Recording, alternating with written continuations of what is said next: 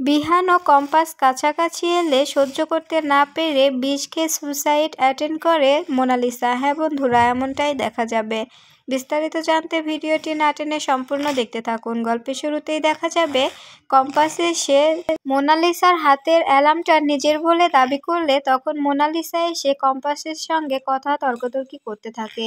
এরপরে দেখা যায় কম্পাসকে বলতে থাকে, নিজে কিছু তৈরি করতে পারিসনি, এখন আমারটার উপরে নজর দিতে এসেছিস, তাই না? এটা কি তোর বানানোর কর্ম নাকি? তখন দেখা যায় কম্পাস বলতে থাকে, এটা কে বানিয়েছে এটা তুমি খুব ভালো করে জানো, এই জন্য বলছি ভালোই ভালোই আমার জিনিস আমাকে দিয়ে দাও, তা না হলে কিন্তু অনেক পস্তাতে হবে। এরপরে দেখা যায় মোনালিসা বলতে থাকে, এটা তোকে দেবো কেন, এটা তো আমি নিজে তৈরি করেছি, এটা আমি তৈরি করেছি, তোকে কেন দেব? তখন দেখা যায় মোনালিসা বিহানকে গিয়ে বলতে থাকে, দেখো বিহান, এই এই অ্যালার্মটা কিন্তু আমি তৈরি করেছি, কম্পাসকে আমার সঙ্গে এভাবে জোর জবরদস্তি করতে বারণ করো। এরপরে দেখা যায় বিহান কম্পাসকে বলতে থাকে, কি ব্যাপার কম্পাস, তুমি এতক্ষণ কোথায় ছিলে আর তোমার গায়ে এমন ভিজা কেন? তখন কম্পাস বলতে থাকে, সে অনেক ঘটনা ঘটে গিয়েছে, এবার যদি সবটা বলতে চাই তবে অনেক সময় লেগে যাবে। তাছাড়া এই প্রেজেন্টেশনটা আমি নিজে তৈরি করেছি, ও যদি নিজের বলে চালিয়ে দেয়, ওকে প্রেজেন্টেশন সুন্দর করে করতে বলুন তো, দেখেন তো উনি পায় কিনা। তখন দেখা যায় বিহান বলতে থাকে, তুমি কি সত্যি বলছো এটা তোমার? আর তোমার সঙ্গে কি কি হয়েছে সবটা খুলে বলো, আমি সবটা আগে জানতে চাই, তারপরে আমাদের নোবেল ফিউচারের হয়ে কথা বলবে। এরপরে দেখা যায় কম্পাস আস্তে আস্তে সবটা বলতে থাকে। কম্পাস বলতে থাকে, আমি আমি এই অ্যালার্মটা তৈরি করেছি, এটার উপরে আমি জানতাম মোনালিসার কোনো না কোনো ক্ষোভ থাকবেই, এই জন্য আমি অ্যালার্মটা বাড়িতে নিয়ে গিয়ে রেখেছিলাম, এখানে রাখলে ও চুরি করতে পারে এটা জেনে। এর জন্য আমি অ্যালার্মটা বাড়িতে নিয়ে রেখেছিলাম, কিন্তু ও চুরি করতে পারেনি, কিন্তু আমাকে আটকে দেওয়ার উদ্দেশ্যটা ওর একটু হলেও পূরণ হয়েছে। আমি যখন অ্যালার্মটা নিয়ে আসছিলাম সন্ধ্যার দিকে, ঠিক তখনই 4-5টা মেয়ে এসে আমাকে ঘিরে ধরে, এরপরে আমাকে বেধড়ক মারতে শুরু করে। আমি অনেক অনেক ওদের কাছে কাকুতি মিনতি করেছি, কিন্তু ওরা কোনোভাবেই শোনেনি, আমাকে মেরে আমার হাত থেকে অ্যালার্মটা ছিনিয়ে নিয়ে এসেছে ও মোনালিসার হাতে তুলে দিয়েছে। তবে বুঝে নিন আপনারা এই কাজটা কার, অবশ্যই মোনালিসাই ওদেরকে পাঠিয়েছিল, এই জন্যই ওরা অ্যালার্মটা এনে মোনালিসার হাতেই দিয়েছে। এরপরে দেখা যায় মোনালিসা কথা বলতে থাকলে তখন দেখা যায় কম্পাস বলতে থাকে, এত বড় বড় কথা বলছো কেন? এত বড় বড় কথা তোমার মুখে মানায় না মোনালিসা, তুমি একজন অপরাধী, আর তুমি যে আমাকে এভাবে এভাবে হেনস্থা করেছো এটা আমি প্রমাণ করে দেব, বুঝে নিও। এরপরে দেখা যায় কম্পাস মোনালিসাকে আরও বলতে থাকে, তুমি বুঝতে পারছো না, তুমি এই নোবেল ফিউচারের মান সম্মান ডুবানোর জন্য এমনটা করেছো, তোমাকে এর জন্য শাস্তি পেতেই হবে।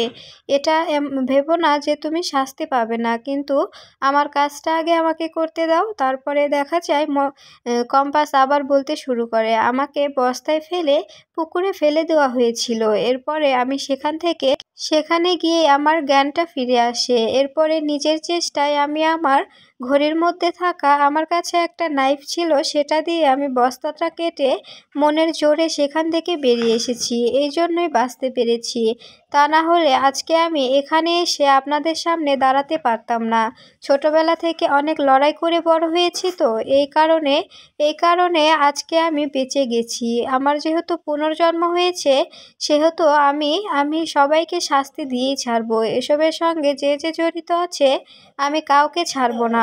এরপরে দেখা যায় বিহান বলতে থাকে, এসব যে তুমি বলছো সবটাই কি ঘটেছে, সত্যি এসব হয়েছে? তখন দেখা যায় কম্পাস বলতে থাকে, আপনি কি বলতে চাইছেন? আপনার কথার মধ্যে বোঝা যাচ্ছে যে আমাকে সে সময় নিজের জীবন না বাঁচিয়ে সবটা ভিডিও রেকর্ডিং করে আপনাকে পাঠানো হতো, তবে আপনি 20 বছর পরে এটা সবাইকে দেখাতেন আর বলতেন আমার ওয়াইফ পানিতে ডুবে মারা গিয়েছে, তাই তো? তখন বিহান বলতে থাকে, আমি এমনটা বলতে চাইনি কম্পাস, তুমি ভুল বুঝছো। তখন কম্পাস বলতে থাকে, হ্যাঁ আমি বুঝতে পেরেছি। এরপরে বিহান বলতে থাকে, ওকে ওকে বসতে দাও, ডক্টর ডাকো। তখন কম্পাস বলতে থাকে, আমি সুস্থ আছি, আমাকে আগে প্রেজেন্টেশনটা করতে দেওয়া হোক, তারপরে আমি সবটা খুলে বলবো। এরপরে আমি সুস্থ কি না অসুস্থ সেটা দেখবেন, এখন কিছু দেখার প্রয়োজন নেই। এখন আমার নোবেল ফিউচারের মুখ উজ্জ্বল করতেই হবে। এরপরে দেখা যায় স্যার বলতে থাকে, হ্যাঁ হ্যাঁ বিহান, তুমি এখন এসব বাদ দিয়ে কম্পাস যেটা বলছে সেটাই করো। এরপরে দেখা যায় বিহান বলতে থাকে, মোনালিসা, আমি তোমাকে কখনোই ক্ষমা করতে পারবো না। এরপরে দেখা যায় সেখানে থাকা সায়েন্স কম্পিটিশনের স্যার বলতে থাকে, আগে আমাদের প্রেজেন্টেশনটা সুন্দর মতো সাবমিট করো কম্পাস, তারপরে তুমি নিজের ব্যক্তিগত জীবন নিয়ে কথা বলবে। তারপরে দেখা যায় কম্পাস সবটা অ্যানিমেশন করতে শুরু করে। এরপরে বিহান মুগ্ধ হয়ে কম্পাসের দিকে তাকিয়ে থাকে।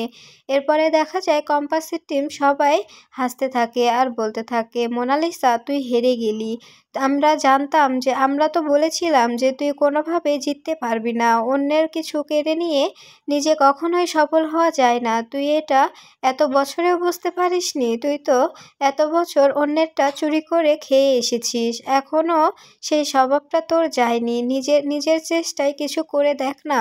এরপরে দেখা যায় বিহান কম্পাসের কথা মনে মনে ভাবতে থাকে আর বলতে থাকে, কম্পাস, আমি তোমাকে যত দেখছি ততই মুগ্ধ হয়ে যাচ্ছি। এরপরে সেখানে থাকা স্যাররা বলতে থাকে, কম্পাস, তুমি তুমি মুগ্ধ করার মতো একটা জিনিস বানিয়েছো, সবার থেকে তোমারটাই ইউনিক, তুমি এই পুরস্কার পাবে। এরপরে দেখা যায় স্যাররা সবাই কম্পাসকে বাহবা দিতে থাকে আর বিহানকে বলতে থাকে, বিহান, তোমাদের তোমাদের কলেজের জন্য এই কম্পাসই হয়ে উঠবে তোমাদের অশ্রু।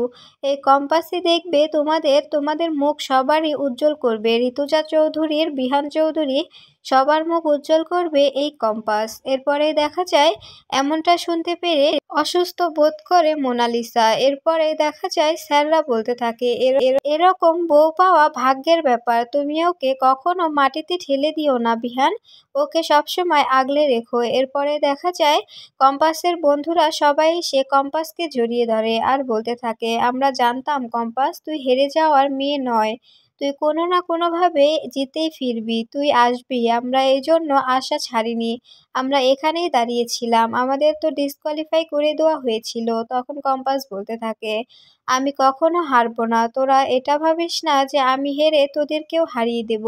এরপরে দেখা যায় সবাইকে অবাক করে দিয়ে মাটিতে লুটিয়ে পড়ে মোনালিসা। এরপরে কম্পাস চিৎকার করে বলতে থাকে, মোনা ম্যাম, আপনার কি হয়েছে? এরপরে কম্পাস দৌড়ে গিয়ে মোনালিসাকে বারবার ডাকতে থাকে। তখনই দেখা যায় কম্পাস দেখতে পায় মোনালিসার মুখ থেকে কিছু একটা বেরোচ্ছে। এরপরে কম্পাস বিহানকে বলতে থাকে, বিহান স্যার, একটু তাড়াতাড়ি অ্যাম্বুলেন্সের ব্যবস্থা করুন, ওকে এখন এখানে রাখাটা ঠিক হবে না, এক্ষুনি ওকে হসপিটালে অ্যাডমিট করতে হবে। এরপরে দেখা যায় কম্পাসের বন্ধুরা সবাই ভয় পেয়ে যায় আর মনে মনে বলতে থাকে, কম্পাস হয়তো আবার কোনো বিপদে পড়ে যাবে। এইদিকে দেখা যায় মোনালিসাকে হসপিটালে এনে অ্যাডমিট করা হয়। এরপরে সবাই কম্পাস, বিহান ও কম্পাসের ফ্রেন্ডরা সবাই হসপিটালে এসে মোনালিসার খবর জানার জন্য ওয়েট করে। এরপরে বিহান একা একা ভাবতে থাকে, আমি কম্পাস তোমার সামনে কিভাবে মুখ দেখাবো, তোমার সামনে কথা বলার ক্ষমতা তো আমার নেই, আমি তো সে ক্ষমতাটাও হারিয়ে ফেলেছি। তোমাকে এভাবে আমি কতই না অপমান করেছি এই মোনালিসার জন্য, কিন্তু মোনালিসা যে আমাকে এভাবে ঠকাবে, ও যে এতটা নীচ, আমি কখনোই ভাবতে পারিনি। প্লিজ আমাকে ক্ষমা করে দাও কম্পাস, আমি কখনোই তোমাকে তোমাকে এভাবে এভাবে তোমার সামনে দাঁড়াতে পারবো না। তোমাকে আমি কোন মুখে কথা বলবো, তোমাকে আমি কোন মুখে ভালোবাসার কথা বলবো, আমি তো নিজেই বুঝতে পারি না। এরপরে দেখা যায় ডক্টর এসে বলতে থাকে, আচ্ছা, উনি কি এর আগেও কখনো এরকম নার্ভাস ফিল করেছে? এটা নার্ভাস ব্যাকগ্রাউন্ড থেকেই এমনটা হয়তো হয়েছে। তখন দেখা যায় বিহান বলতে থাকে, ওনার বাড়ির লোককে খবর দিয়ে দেওয়া হয়েছে, ওনারা এলেই আপনারা জিজ্ঞাসা করে নেবেন, আমরা কিচ্ছু জানি না। এরপরে দেখা যায় মোনার বাড়ি থেকে মোনার মা ও মোনার দাদু আসে। এরপরে মোনার মা এসে কম্পাসকে বলতে থাকে, কি হয়েছে কম্পাস, মোনালিসার কি হয়েছে, আর তোর এই অবস্থা কেন, শরীরটা কেমন ভিজা ভিজা লাগছে? মুখে দাগ, এই যে রক্ত জমে আছে। এরপরে দেখা যায় অভিজ্ঞানবাবু মনে মনে বলতে থাকে, কি হলো হঠাৎ করে, মোনালিসা এমনটা কেন করলো, ওর কি হয়েছে? এরপরে দেখা যায় কম্পাস বলতে থাকে, কিছু হয়নি কাকিমণি, আমি তো সব কথা তোমার সঙ্গে শেয়ার করি, তোমাকে আমি সবটা বলবো, প্লিজ এখন এতটা নার্ভাস হইও না, আমি তোমাকে সবটা বলবো। এরপরে দেখা যায় অভিজ্ঞানবাবু বিহানকে বলতে থাকে, মোনালিসার কি অবস্থা, মোনালিসার কি হয়েছে, ও সুস্থ হয়ে উঠবে তো? তখন বিহান রেগে গিয়ে বলতে থাকে, কি হয়েছে এটা আমাকে জিজ্ঞাসা করছেন কেন, ডক্টরকে জিজ্ঞাসা করলেই তো পারেন। তখন দেখা যায় অভিজ্ঞানবাবু বলতে থাকে, তুমি এভাবে কথা বলছো কেন? তখন বিহান বলতে থাকে, কিভাবে কথা বলবো আপনার সঙ্গে, আপনার মেয়ে যে কাজটা করেছে তারপরে আপনাদের সঙ্গে কথা বলাটাই তো আমার ভুল। আপনার মেয়ে কি করেছে জানেন? কম্পাসকে বস্তায় পুরে পানিতে ফেলে দিয়েছিল। ওর যদি কোনো কিছু হয়ে যেত, ও তো মারাও যেতে পারত। এই দায়ভার কে নিত বলুন তো? আপনার আপনার নাতনিকে এভাবে প্রশ্রয় দেবেন না। ওকে একটু শাসন করুন। ওকে যদি আপনারা শাসন করেন তবে কিন্তু এতটা নিচে নামতে পারে না। ও আপনাদের ভুলের কারণে এতটা নিচে নেমে গেছে, এতটা খারাপ হয়ে গিয়েছে।